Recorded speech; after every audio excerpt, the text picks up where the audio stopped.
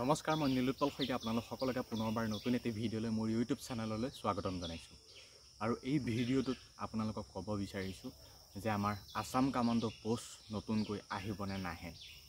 কেৱল সেই আসাম কামাণ্ডোৰ ওপৰত ভিত্তি কৰি এই ভিডিঅ'টো প্ৰস্তুত কৰিছোঁ, কাৰণ আসাম কামাণ্ডো নিউ ৰিক্ৰুটমেণ্টৰ ওপৰত কোনো ধৰণৰ যিহেতু এতিয়ালৈকে প্ৰস্তুত কৰা নাই। যি হৈ গৈছিল সেইখিনি ৰিক্ৰুটমেণ্টৰ ওপৰতে কৰিছিলোঁ, কিন্তু আহিবলগীয়া কামাণ্ডো ভেকেঞ্চিৰ ওপৰত কোনো ধৰণৰ ভিডিঅ' প্ৰস্তুত কৰা নাই। আৰু নতুনকৈ মোৰ হাতত যিখিনি তথ্য আছে সেই তথ্যখিনি আপোনালোকৰ আগত শ্বেয়াৰ কৰিব বিচাৰিছোঁ। ভিডিঅ'টো শেষলৈকে চাব।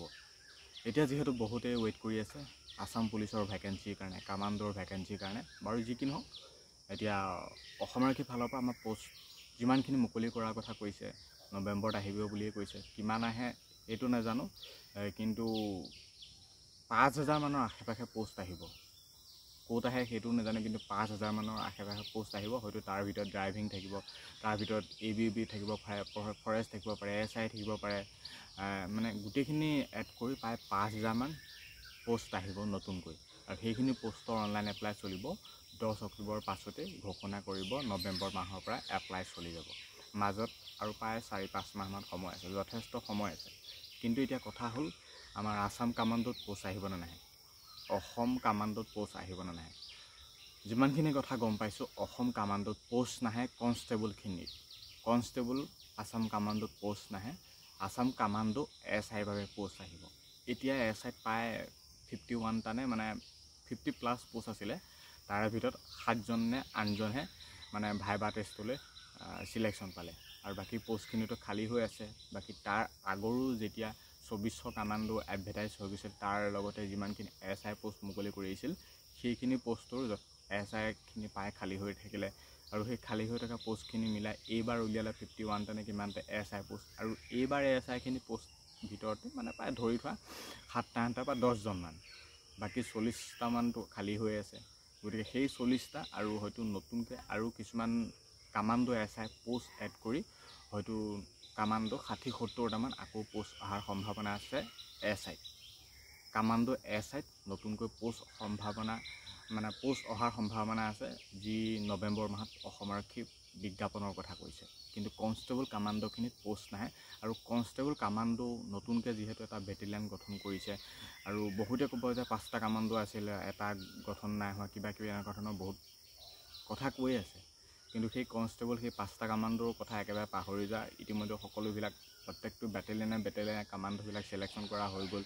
ইয়াৰ আগত 2400 বেটেলিয়ান গৈছে, যথেষ্ট বেটেলিয়ান। 2400 আমাৰ অসম কামাণ্ডো ধেমালি কথা নহয়। আৰু তাৰপিছতে এতিয়া 164টা গ'ল, আৰু বাকী পুলিচৰ ফালৰ পৰাতো কামাণ্ডোত যাব পাৰে। গতিকে সেইখিনি কামাণ্ডোটো আছেই। মানে অসম পুলিচৰ AB যিটো পোষ্ট আছে, সেই ABত চাকৰি কৰাৰ পাছতে আসাম কামাণ্ডোত জইন কৰিব পাৰি। আৰু তেনেকৈয়ে বহুতে কামাণ্ডোত চিলেকশ্যন পাইছে ইয়াৰ আগত যিমানখিনিয়ে অসম পুলিচত চাকৰি পাইছিল। গতিকে তেনেকৈ যদি আমি, আৰু তেনেকৈ কথাখিনি ভাবাই নহয়, হয়েই কথাখিনি, কাৰণ ৰিয়েলিটি হয় এই কথাখিনি। সেইটো হিচাপত চাবলৈ গ'লে আমাৰ অসম কামাণ্ডো যথেষ্টখিনি আছে। আৰু এতিয়া নতুনকৈ আমাৰ অসম কামাণ্ডো কনষ্টেবল পদত পোষ্ট নাহে, একদম এইটো চিয়'ৰ। কনষ্টেবল কামাণ্ডোত পোষ্ট নাহে, কিন্তু আহিব SIত পোষ্ট আহিব। আৰু SI চিলেকশ্যন প্ৰচেছ, কনষ্টেবল কামাণ্ডোৰ চিলেকশ্যন প্ৰচেছ, ফিজিকেলটো একে, খালি ৰিটেন আছে বা ৰিটেন নাই, তেনেকুৱা নিচিনা ডিফাৰেঞ্চ এটা। কিন্তু কনষ্টেবল কামাণ্ডো যিসকলে ৱেইট কৰি আছে পোষ্ট আহিব কনষ্টেবল কামাণ্ডোৰ বাবে, তেওঁলোকে ৱেইট নকৰিবা। ৱেইট এইটো কৰা হয়, কনষ্টেবল কামাণ্ডোত পোষ্ট আহিব, সেইটো হিচাপত প্ৰিপেৰেশ্যন কৰি থাকে। তেতিয়া পুলিচৰ ফিজিকেলটো ধুনীয়াকৈ তোমালোকৰ ক্লিয়াৰ হৈ যাব। আৰু যেতিয়া পুলিচত ভৰ্তি হ'ব পাৰিবা, নেক্সট তেতিয়া তোমালোকৰ যিটো কামাণ্ডো ড্ৰিম আছে, সেই ড্ৰিমটো পূৰা কৰিব পাৰিবা অসম কামাণ্ডোত জইন কৰি। মানে পুলিচৰ যিখিনি পোষ্ট আহে, AB হওক বা UB হওক, যিসকলে ABত চাকৰি পায় তেওঁলোকে কামাণ্ডোত ভৰ্তি হ'ব পাৰে।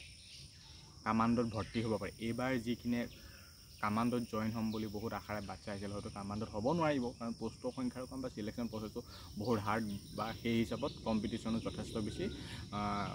বাকী অসম কামাণ্ডোত বহুতে ভৰ্তি হ'ব নোৱাৰিব, কিন্তু সপোনটো বহুতৰে থাকে। গতিকে যিসকলে এইবাৰ পুলিচত পাব ABত, তেওঁলোকে আকৌ আসাম কামাণ্ডোত জইন হ'ব পাৰিব পুলিচৰ পৰা অসম কামাণ্ডোলৈ।